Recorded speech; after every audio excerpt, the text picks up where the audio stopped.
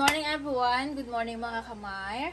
So ngayon, April 14, 2021, it's around 8:25 in the morning and tayo ay magkakape. Kasi mayroon akong appointment ngayon ng dental. So ito yung collagen ko and ito yung iniinom ko na isa na Brazilian Vita Herbs Agaricos Coffee Slim Kit 9-in-1 with L-carnitine and collagen. So, ganito po yung itsura niya sa loob. Hindi to sponsor ha, pinapakita ko lang sa inyo. Ganyan siya. Ganyan. Tapos, ganyan siya.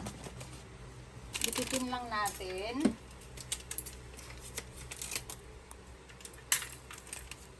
Ganyan yung pagka powder. So, napakabango niya. Ayan. Diyan mo lang. So, ayan siya. Tapos, lalagyan ko siya ng 1 scoop ng collagen. Ayan, 1 scoop. Tapos, yun. Tubig na mainit na. Lalagyan natin siya ng tubig na mainit.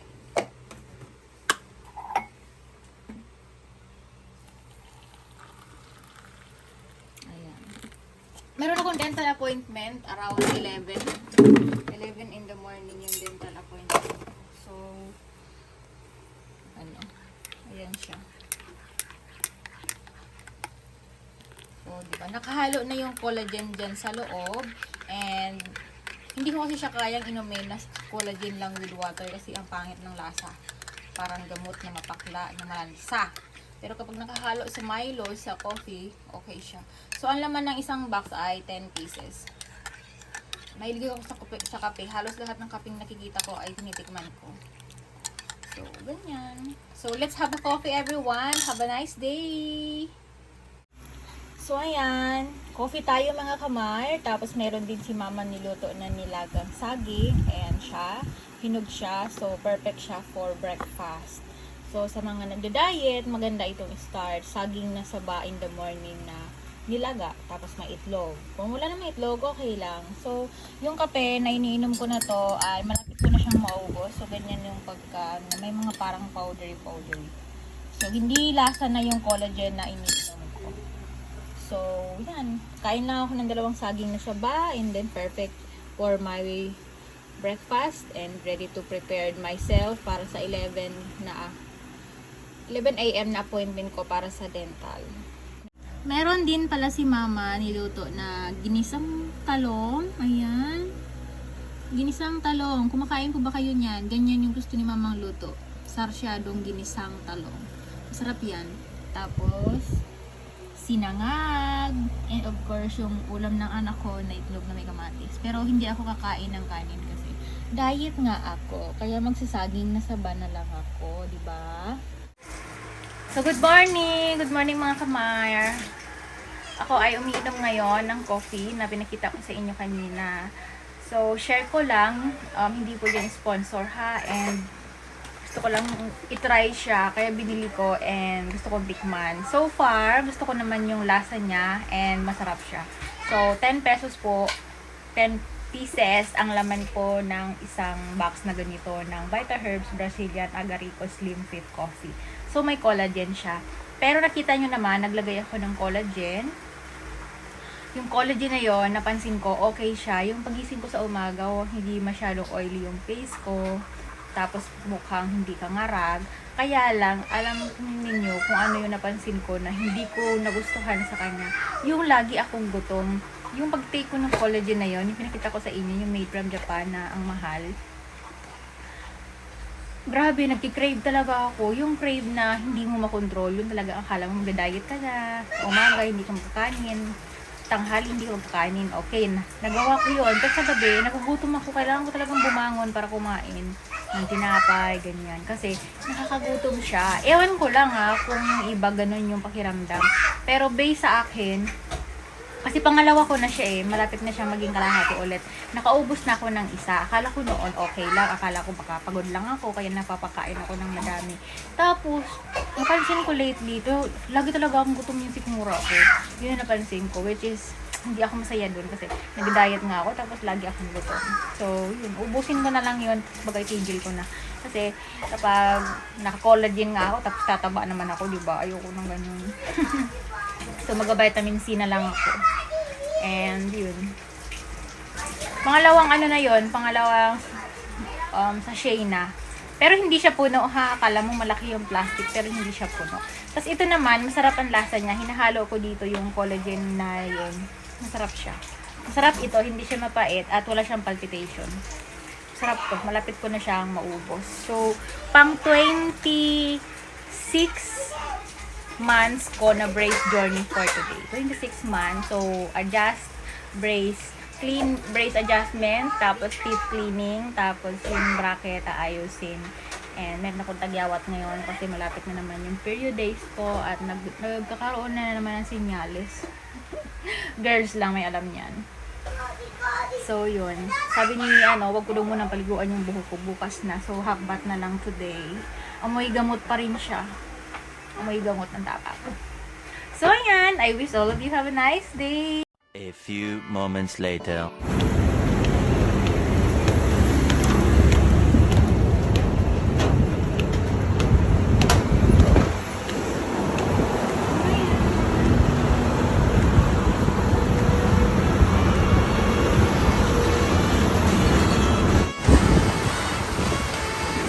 Nandito na po ako ngayon sa FCIE. And malapit na. 5 minutes to go na lang. Hello everyone! Hello mga kamar! So ayan. Ayan mo yung outfit ng lola nyo. Ayan. So, may face shield ako. And malapit na doon yung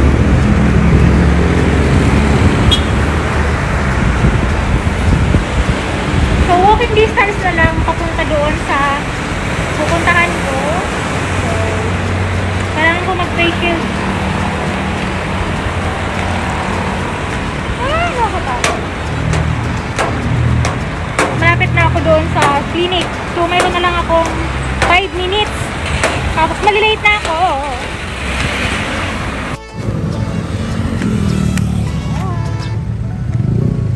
Nandun yung clinic sa may mga shop na yun. It's a lovely day. Okay na. So ayan, nandito na po ako. Nag-aantay ka lang. Excited na. Kapal na ako.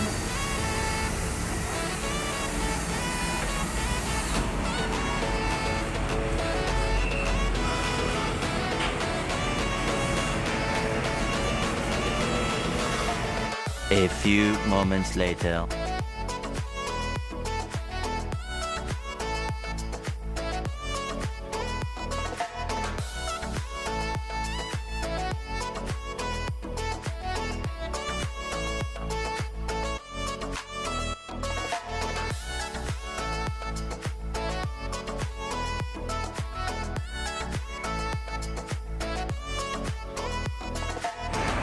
So ayan, nandito na tayo sa BPI. BPI. So ayan, nandito po ako ngayon sa FCIE. Nakapila para sa BPI. At ang haba ng pila. So after nito, uuwi na ako. Tapos, yun. Nakabili ng potato fries. So, ang sakit na naman ng ngipin ko kasi bagong adjust. Normal to kapag bagong adjust, masakit sa talaga. So, yeah, 26 months na 26 months of brace journey. So, yun. Dito ako sa isi. So, yun. Napakainit po, grabe. Napakainit. At kahit saan talaga ka pumunta, may mga pila talaga. Kaya yun, tiis-tiis talaga. So, ito po, DIY lang po yan. Yung damit na yan, ano yan, parang sweatshirt, tapos ginupit ko, kaya naging siya, naging diba, outfit. Outfit. So,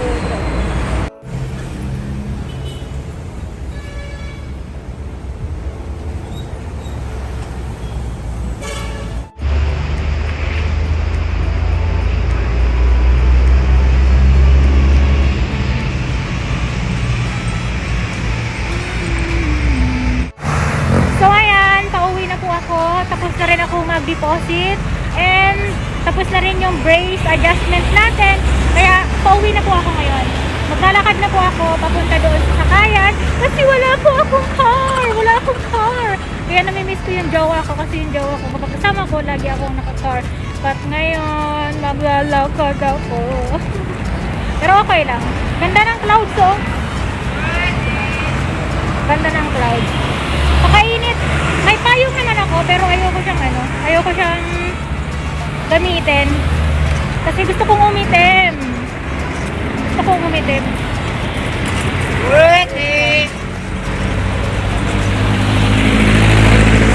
Tanghali na. It's around 12:30 na ng hapon. So, syempre, masakit yung ngipin ko ngayon kasi bagong adjust and normal yon. Nagbayad ako ng 1,600. Konti na lang yung balance ko. Kaya malapit na yung matapos yung sa brace adjustment ko. So, ayan si Jollibee. Ayan si Jollibee. Ayan. Napakainit.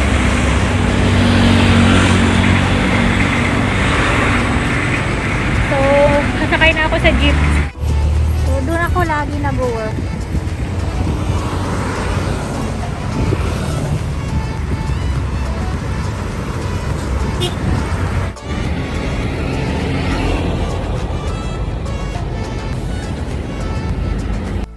Nandito na po ako ngayon sa Sunnybrook and dumaan ako dito sa Kerimoto. Kasi bumili ako ng pasalubong sa anak ko at sa kapatid ko at kay mama. So, doon yung Sunnybrook. Pauwi ako. Pasok lang doon. Kasama ni Iris.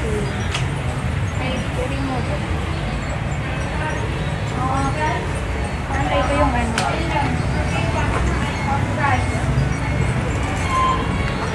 Antay ko yung ano. Kerimoto. Sour cream flavor. Ito po yung tinatawag ng Sunnybrook 2. Ayan, dito po kami nakatira. Papasok doon. So, I think mga ano na kami dito. Mga 11 years. 11 years na kami dito nakatira. So, napakainit. Thank you everyone for watching.